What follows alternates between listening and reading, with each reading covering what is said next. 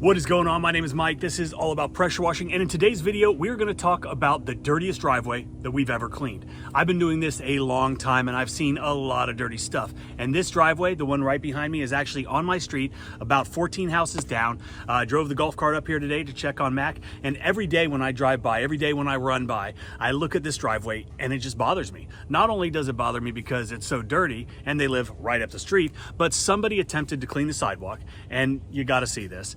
But there's also a couple little spots up there that are kind of funny. They just got tired of it. But I want to talk about utilizing the proper equipment, the proper chemicals, and also talk about some of the things that you should never do when cleaning concrete. Before we move on, if you've got any questions about concrete cleaning or how to wash anything else on a residential property, check out the first link in the comment section below for How to Wash, the complete guide to soft washing and pressure washing, where we cover everything that you need to know when you show up to any residential property to be the most efficient and the most profitable from day one. We cover everything from the chemicals needed and how to mix them, the equipment needed, and the best methods to utilize for maximum efficiency and superior results. We also cover property protection and, of course, how to clean every single surface on a residential property. So once completed, you're also going to receive your ECP certification, and you can proudly display that so all of your customers know you're trained, you're certified, and you're ready to perform. So if you're interested in that, check out the link below. So we are doing a house wash today. We are doing the driveway, we're doing the sidewalks, as well as the back patio.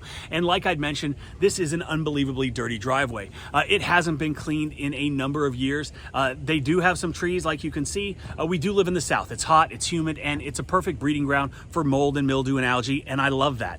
So there are a couple ways that you can go about cleaning this driveway. First, which is what unfortunately way too many people do, is they crank up the old pressure washer and they get to blasting away. And while it's very satisfying and the results are going to be impressive, blasting away with high pressure at any surface, A, is not good, and B, is not killing any of the organic matter. I always like to associate it with the sod in your front yard. So say you've got a beautiful yard, right? Some beautiful St. Augustine or some beautiful centipede grass, and there are weeds in the grass. And the weeds, they grow faster than the grass. They're sticking up, so your lawn doesn't look so great. Then you go out there and you mow it.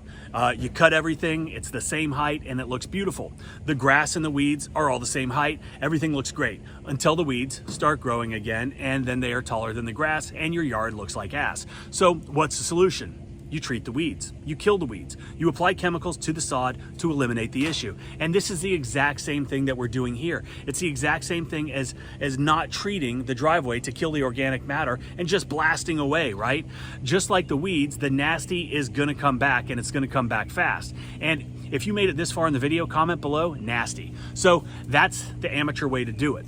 That is the cheap way to do it, and that is the wrong way to do it. The right way to do it is to apply a pre-treatment to the surface, allow a little bit of dwell time, and get to work.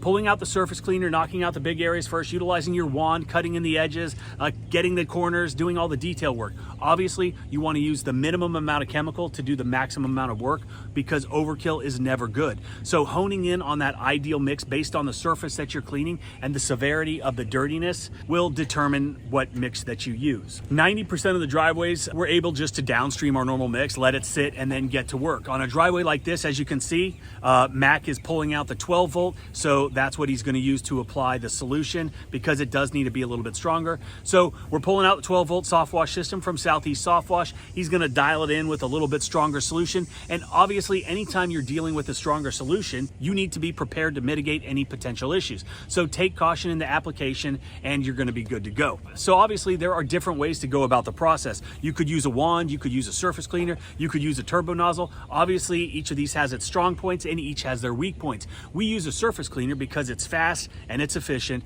And like I mentioned, we're doing a pre-treatment, and depending on how this looks once it's all done, we will then make the determination whether or not to apply a post-treatment. I can already tell that it's going to be needed here, and not only does this help to get down into the pores of the concrete and really kill everything at a much deeper level, not just mowing the weeds in the grass, actually killing the weeds so they don't come back. But it also helps to lessen any of the imperfections, some of the inevitable issues that you might run into when cleaning.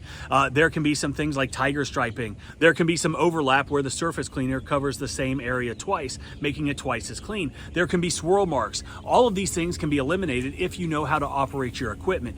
But even the best technicians, the best operators sometimes leave leave those telltale signs. And a post-treatment really does do a lot to eliminate all of those things, or at least minimize the effect. Clearly, you want to do everything you can to reduce these things, and this is just one way to help. All right, so that is it for this video. I hope you enjoyed it. I know it was visually satisfying. Hopefully the information was of value too. But if you've got any questions about concrete cleaning, how to apply the chemicals, check out How to Wash. This course is so stacked, we're constantly adding to it. You also have the opportunity to ask tons of questions, which I answer within the course. So thanks for watching, and I hope you have a great day.